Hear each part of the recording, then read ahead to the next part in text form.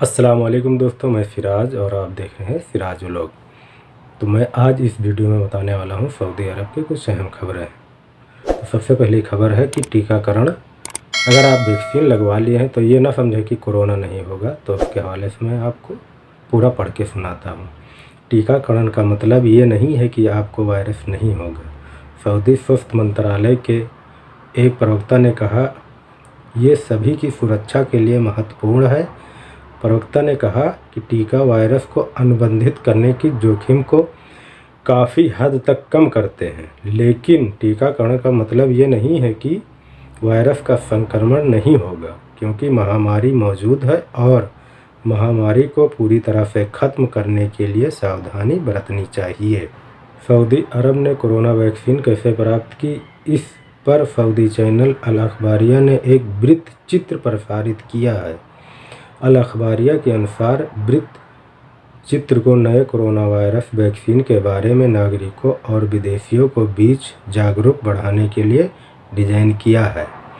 गौरतलब है कि सऊदी अरब ने 17 दिसंबर 2020 को कोरोना वैक्सीन अभियान की शुरुआत की थी, जबकि दूसरे चरण की शुरुआत 18 फरवरी 2021 को की गई थी। स्वास्थ्य मंत्री वैक्सीन प्राप्त करने वाले लोगों में से एक थे। सऊदी स्वास्थ्य मंत्रालय इसके अलावा एक बयान में कहा कि कोरोना वैक्सीन 1,14,12,625 खुराक दी जा चुकी है।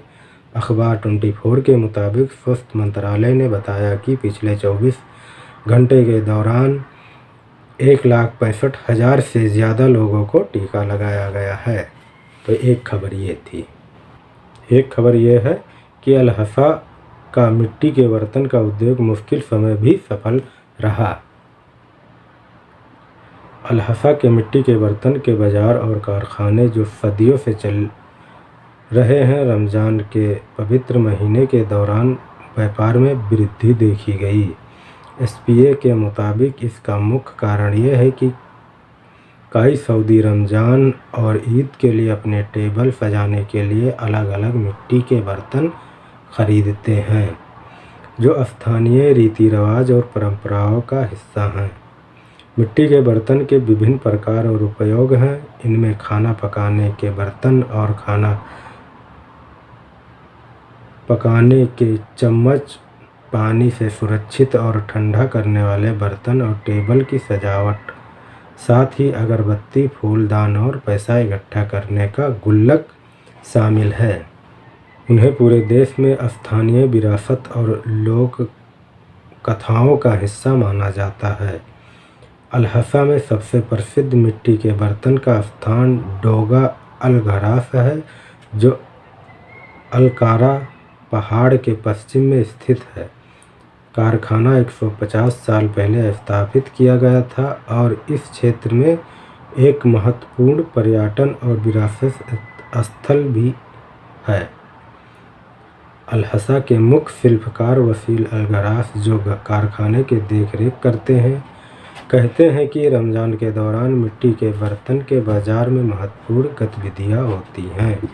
ये इसके उपयोग और रमज़ान और ईद के ताल्लुकात के लिए उपयुक्त प्रतीत होने वाले प्रकार के कारण हैं। उन्हें कहा कि इसके अलावा मिट्टी के बर्तन एक विशेष सौंदर्य वातावरण बनाते हैं और पिछले दशकों की यादें वापस लाते हैं।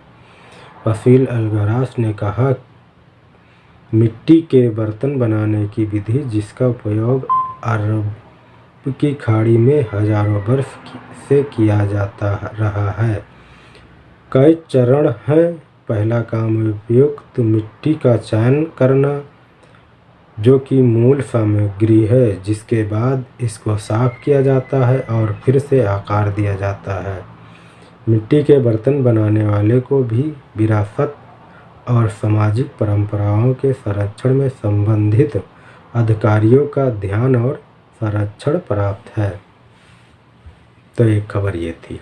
एक खबर यह है कि किंग फहद ब्रिज पर सऊदी और विदेशियों के लिए अलग ट्रैक, जो बहरीन से सऊदी आते हैं, उस ब्रिज के हवाले से सऊदी अरब और बहरीन को जोड़ने वाला किंग फहद ब्रिज के प्रबंधन ने कहा है कि सऊदी अरब आने वाले अन्य देशों के स्थानीय लोगों और निवासियों के लिए अलग अलग ट्रैक होंगे। सऊदी के लिए बाईं ओर और दाईं ओर विदेशियों के लिए ट्रैक आरक्षित किए जाएंगे। इसे 17 मई से लागू किया जाएगा। बयान में कहा गया है, किंग फहद ब्रिज प्रशासन के प्रमुख पासपोर्ट विभाग ने निर्देश और अल खबर के स्वास्थ्य अधिकारियों ने यात्रा प्रतिबंध हटाने की व्यवस्था की समीक्षा की है। इस अवसर पर यात्रियों के आगमन और उनके आप्रवासन रीति रिवाज और स्वास्थ्य को संसाधित करने की काल्पनिक पद्धति को आजमाया गया है। किंग फहद ब्रिज प्रशासन ने निर्देश दिया है कि किसी भी कठिनाइयों से बचने के लिए बहरीन और सऊदी अरब के अधिकारियों द्वारा निर्धारित यात्रा प्रतिबंधों और नियमों का दोनों देशों के यात्रियों द्वारा पालन किया जाना चाहिए। यदि निर्धारित SOPs का पालन नहीं किया जाता है तो समस्या उत्पन्न हो सकती है। उन्होंने कहा, नियमों के अनुपालन की स्थिति में बहरीन और सऊदी अरब के बीच यातायात जारी रहेगा और कोई व्यवधान नहीं होगा। तो एक खबर ये थी। आखिरी में कोरोना वायरस के हवाले से सऊदी अरब में केस कितने आए हैं और कितने ठीक हुए हैं। सऊदी अरब में आज केस आए हैं 825, इसमें से ठीक हुए हैं 1025। 15 लोगों की मौत हो गई है।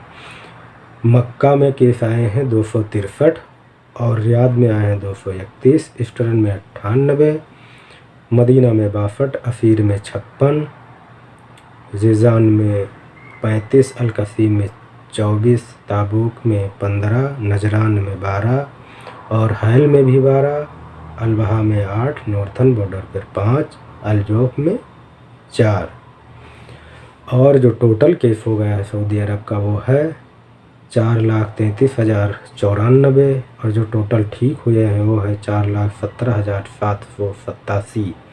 जो टोटल मौत हुई है वो है 7,162 और जो अभी एक्टिव केस हैं वो है 8,145। जो गंभीर हालत में है वो है 1,376।